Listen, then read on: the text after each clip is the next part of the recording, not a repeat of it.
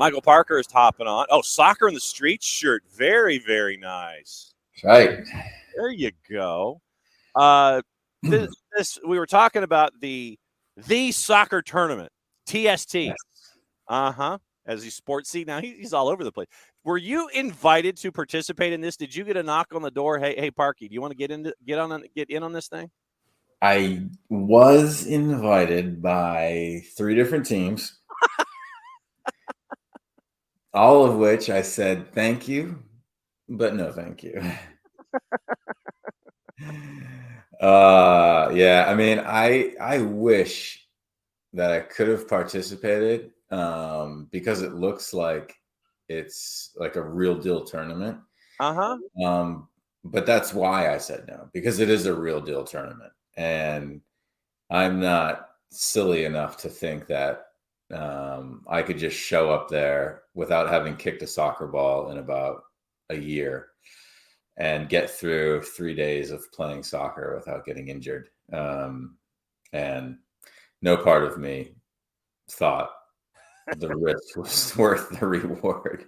I mean, you look at that stuff, and it's like I said, it's like outdoor indoor soccer is the best way that I can describe it. I mean, it is rapid fire. You've got to be your head's got to be on a swivel. There's a lot of artists out there. I mean, Wando is playing in net and scoring while he's wearing the keeper gear. I mean, this thing is absolutely bananas, and I don't know all the rule changes, so for me, it's hard to keep up with it. But it looks like it's absolutely crazy for a winner-take-all $1 million. It does, and then that's what they expect. I'm sure that's what they expected. That's what they wanted, right? To put chaos in front of fans, and makes it interesting. And I will tune in a little bit if I can this weekend to see how the games go. And it's awesome. It's on TV and it's being covered. I know The Athletic is down there. I mean, this thing's getting coverage, so it's awesome. But yeah, I just didn't think my shoulder was going to come back in one piece. So I was like, that's going to affect my workers' comp in the future. So, especially on turf surfaces, and with it being rainy and wet yesterday and being all kinds of nasty, you hit the turf and that shoulder hits at a goofy angle, and then you're a wing down, and it is not pretty for the remainder of that match or for the rest of the weekend. Totally. So, I mean, I do give a lot of credit to the guys that do go out there that have been retired for a little bit and play because, they must be, I know Wando's, I think, still involved with San Jose, so he's probably training with them, kicking the ball around every now and then. But, yeah, not for me. I'm right there with you. I'll watch it. I'll sit there and try to keep up with it. And I have no earthly idea about all the rules and the rule changes and everything. And it's like, okay, I don't know what you're doing. Looks cool. I'll watch. And that's kind of basically what I was thinking. Yesterday in Major League Soccer, we had another sacking down in Miami. And there are a couple of different elements that I wanted to get into and how it applies to younger athletes and things. Now that Coach Neville is out at Inter Miami, are front offices acting faster or more quickly when it comes to knee-jerk reactions? Is there less patience, do you think, when it comes to front offices these days when it comes to coaches? And what have you done for me lately, Ism? Yes, I do think so. And I think that to a certain point, it's good because I think that in the past it was too long of a leash, like guys, hanging on for a long time where it's like you hear these things and you're like, God, how is he still there? Type situations. But I hope it never becomes like England. Yeah. I mean, Leeds United is a perfect example this year of just like freaking out. And they hung Jesse out to dry. I'll say that. Rash decisions and spending useless money, firing coaches and stuff. I just read this morning that it was Allardyce, right? That finished the season there. Yeah, it was £500,000 pounds for 4 games, 3 losses and a draw. Mm-hmm. Thanks, and here's your £500,000 pounds.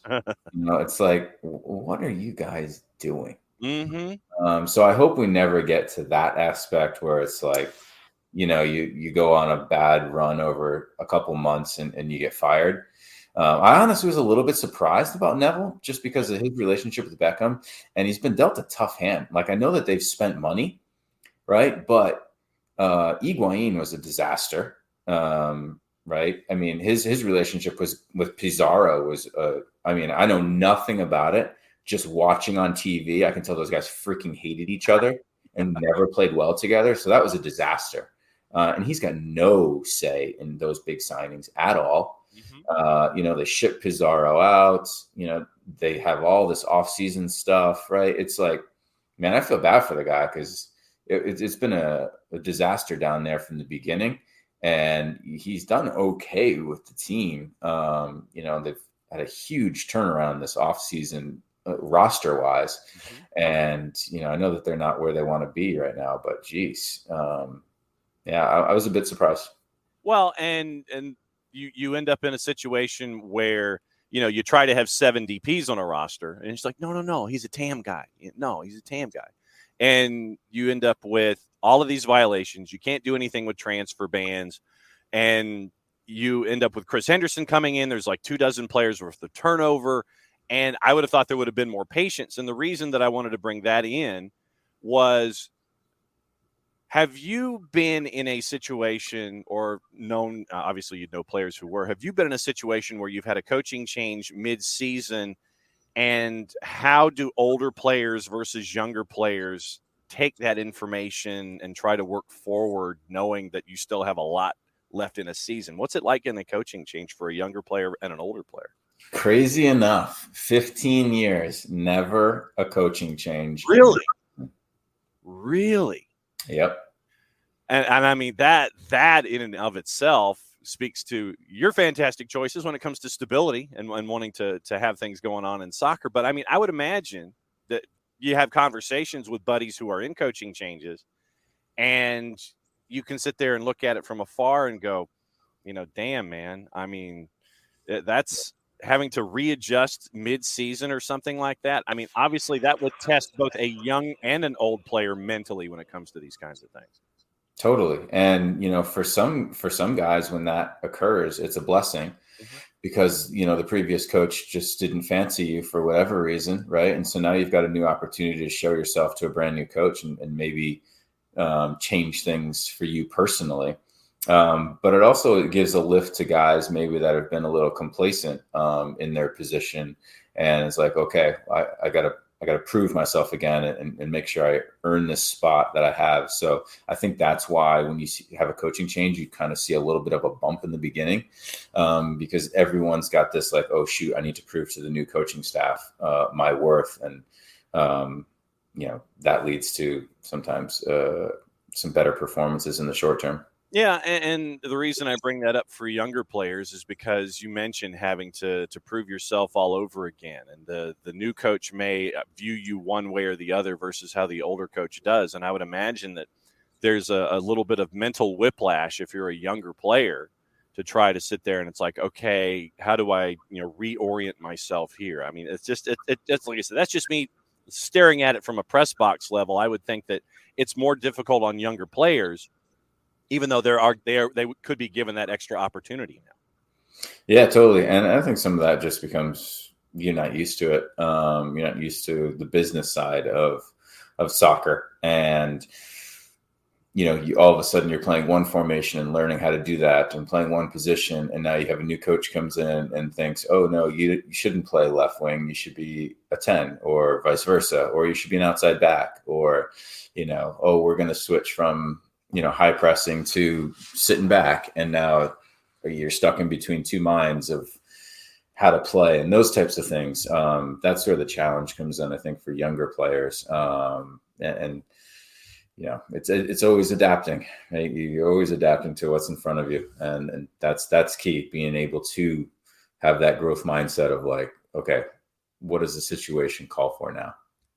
Are younger players in this current generation, are they better at adapting on the fly than the other generations that you've been attached to when it comes to playing and monitoring the sport? I don't think so, honestly. And I think that's some of the research going into soccer right now is tactically we've grown a lot as a country, right? Like when I first started in MLS, like every team played almost the same formation. The tactics were basically the same, right? And then I went to Denmark, and it was so different, right? You had teams sitting in, you had teams high pressing, teams playing for set pieces, and it was just so different. And now I think, the US is much more like that, right? We've tactically grown a lot. And now younger players at a younger age are learning the tactics of different styles of play. But there's also sometimes where we're losing that ability to freestyle out there, right? And figure things out on your own, right? Without a coach having to tell you, hey, they're playing this formation. That means you need to do this and do that, right? And it's like, okay, can you as a player realize when you can figure things out, and on the fly and adjust and do things differently and have that creativeness where it's like, okay, we're still able to do some one-on-one stuff and have some fun in the attacking third, right? Or it's not like we don't have to play like robots and do this and pass here and everything's structured. So that fine line of like learning the tactics but creating that area where there's still room for that individualness to come out in players. Why do you think that is, where everything you don't get the chance to experience the idea to think more freely? I mean, why do you think we're missing out on stuff like that? Yeah, because I think sometimes we value the team player so much where it's like, okay, we can't have that dribbling. And also it's like, even like I read an article about Diego Luna, who is an under 20 star for our national team right now, playing over, in the 20 World Cup, and he's struggling at Salt Lake to play games. And, that some of it is because he's such a unique player. He's so different than the normal player because he's got this creative mind, and he needs a system and a coach and an ability to be able to play more freely and less robotic of like, okay, I do this, I do that. Here's this, I do that, right? Where, and obviously with his current national team, right, he's got that because he's been one of the best players for the U.S. and he's probably going to be sold at some point for a ton of money to Europe, maybe even without most MLS fans knowing who he is. So I don't know. It's definitely because coaches have grown, and that's great. We're getting better coaches at a younger age, but they also think they need to have a huge influence on the way that teams play sometimes. I mean, I remember seeing my son play like an under-8 game, and like the coach had the kids like sitting back at midfield and then like counterattacking, and they were very, very organized. But at the same time, I was like, man, like, I don't know. You kind of want to let the kids play and figure some things out on their own. Versus like telling them exactly how to play all the time. Yeah, I mean, Diego Luna, first exposure I had with him was when he was with El Paso in USL Championship. And when you get that kind of a three-dimensional thinker, you can kind of sit there and you can see that he's got a different view on the game, man. I mean, it's really cool to see an artist like that be able to paint on that kind of a canvas. And then you get pinned into paint by numbers at RSL, and everybody sits there and wonders, well, they paid this much for this guy. And it's disappointing at times when you know that there's someone who can do really well as an artist, but they're stuck in that paint by numbers scheme. Yeah, totally. And that's why not everybody is made for every team, right? It's like some guys find a place where it works for them really well. And that might be because they need a system and they're a system player, and that's great. And it works for them and they're in a great spot. And for other players, they need that freedom. They need a coach that's a little bit less of the tactics. And that's, I think, where coaches like, Bruce Arena, and even Caleb Porter, where it's like, I've heard that, okay, these guys aren't, the tactitional minds that like Greg Berhalter is, but there's also something said for their players, like having that ability to kind of do their own thing out there that works if you're able to find those players. Do you think, and this might be a loaded question, do you or maybe this is a why do you think coaches feel compelled with players at a younger level, like the U8 that you saw, like the U10s and U12s? Why do you think coaches seem to be predisposed more often than not to try to have something structured like that counter pressing element that you saw with your son, instead of just letting folks go out and play? Why do you think coaches seem to be locked into that notion of, well, they have to have structure? I mean, is that basically it? Everything is structured. We have to have structure. I mean, is it that simple? Yeah, and I don't know, like I'm no expert at youth soccer and knowing when that shift occurs, right? But I just know, like, at a younger age to develop that mindset yourself so that you're understanding the game a little bit more is nice and I think important. But yeah, of course, at some point you need to learn the different ways to play and some idea of tactics, right? But there's also understanding stuff and knowing it versus like, this is what you have to do here and have to do there. So there's flexibility within the tactics and that understanding, and that's, I'm sure, difficult for coaches, right? Because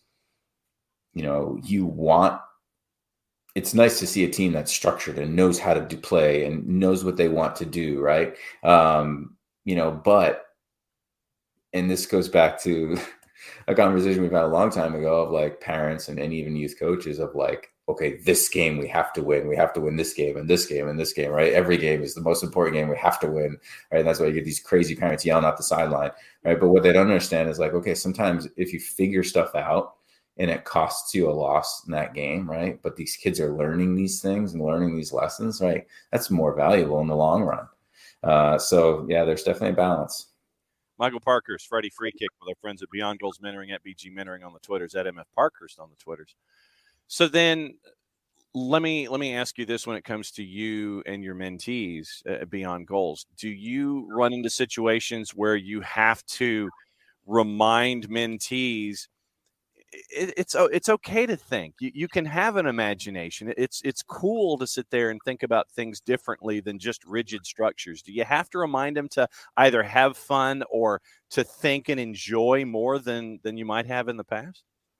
Yeah, I've got one mentee in particular, and he's a little bit older, who is struggling with a coach who tactically doesn't understand the game a little bit and wants them to play a certain way, and it's not bringing the best out in him.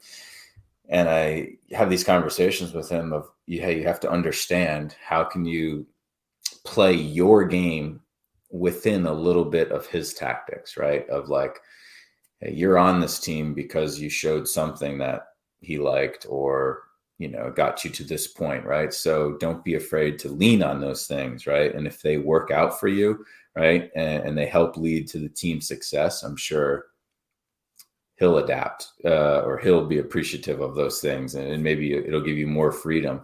So that balance between, hey, here's a system, but here's my style, here's my thoughts, right? And how can I kind of tinker on the edge of what the coach is asking versus like what I can bring to the game to improve myself and help the team win. How frustrated are mentees these days, whether it's having to do with style, not, being able to be stuck into a structure as opposed to imagination? How frustrated are mentees about their current situations where you get to help them these days? Yeah, sometimes, and I think that's it's few and far between where I think that mentees are like, hey, this coach stinks and I am being held back, which is great, right?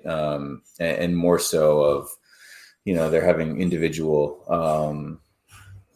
not issues, but, things arise that they're losing their confidence, or they're trying to change teams and, It definitely occurs. Don't get me wrong, but I think and that's a good thing, right? Where we want to have kids taking ownership of like, hey, if things aren't going my way, um, it's not always not your fault, Yeah. right? We have to take some ownership where it's like, okay, what can I do a little bit better? How can I improve myself? Even if you think that, you're not in the wrong and you're doing everything right and you're the best on the team or whatever, right? And taking that step back of like, hey, even if that's the case, what can I do better, right? How can I improve? And I think that, you look at a situation like that for a mentee, and it's part of the growth process. While yes, you can sense yourself that you're growing and you're expanding, it's about bringing others along with you, and it's that making sure that everyone gets as much out of the experience that they can, even though there are those at different levels of success and levels of understanding the game. Yeah. Totally. And that's the toughest thing for coaches, right? Of like, and even teachers in school, right? Of like, how do you bring up the bottom but also helping the top players get better and learn more, and also have them have some ownership of bringing, everyone else up as well. And that's, where the leadership comes into play. And that's where you see good teams. They're able to do that a little bit better. Yeah, and I mean that was what I was trying to figure out here, because you want to have, and this was brought up by Modiflow on the Twitch pitch. You want to have love of the game over knowledge at a young age. You want to be able Totally. to go out there and enjoy what's going on, and then the byproduct of enjoyment is, oh, okay, I can be a good I can be a good six, and I know what a six can do, and I can do all these different things. But you've got to understand and love the game first, and then grow from there to figure out, okay, here's my piece and where I can benefit from it, where we all can sit there and learn at the same time.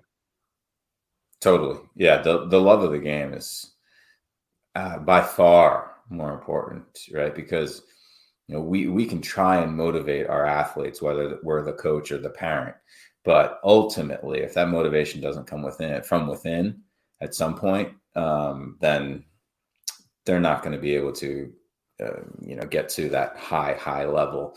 And so, and that intrinsic motivation only comes from love of the game.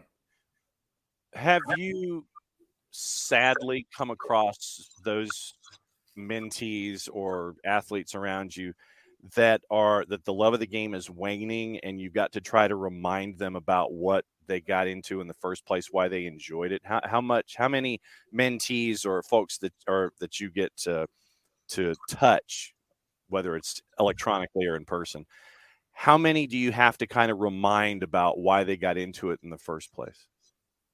Yeah, and a lot, and it's not always because they've lost their love, Yeah. but they've forgotten that they love it, and then they've forgotten why they got into it is because they love it. And the more that we can get back to loving it and having fun and enjoying being out there, the better we play, right? Sometimes we just get so caught up in like wanting to play well and why aren't I playing well, and putting pressure on ourselves and getting that pressure externally, that we forget like, hey, if you play with a smile on your face and enjoy being out there, right, and not and caring a little bit less about the mistakes, right, the better we play. And I know that usually the better we play, the more we're having fun.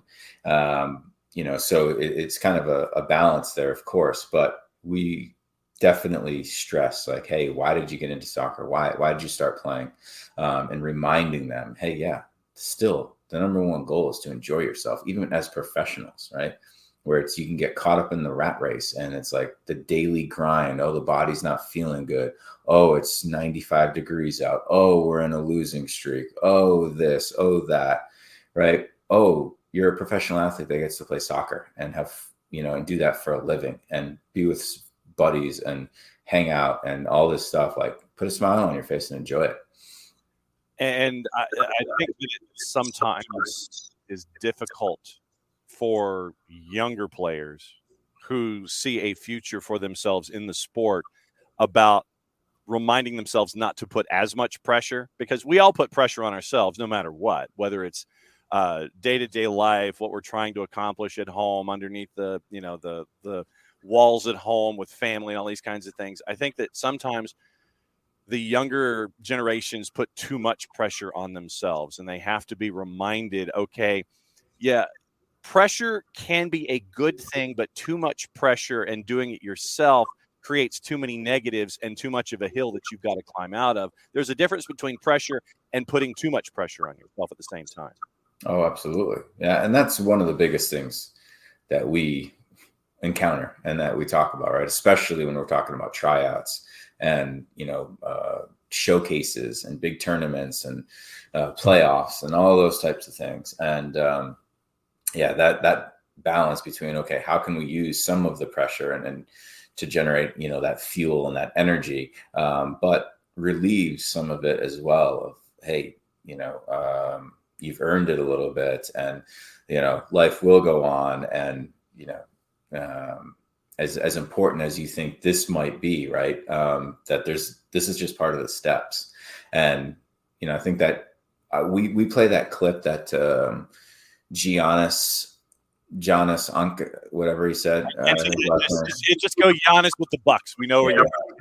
His end of the season presser is one of the things that, what he said in those 2 minutes was unbelievable and so well said. And we use that a lot of like, yeah, there's no such thing as failure. You're taking steps, and it's the same thing. Like I think about Atlanta United, right? That first year we made the playoffs and we lost to Columbus, right?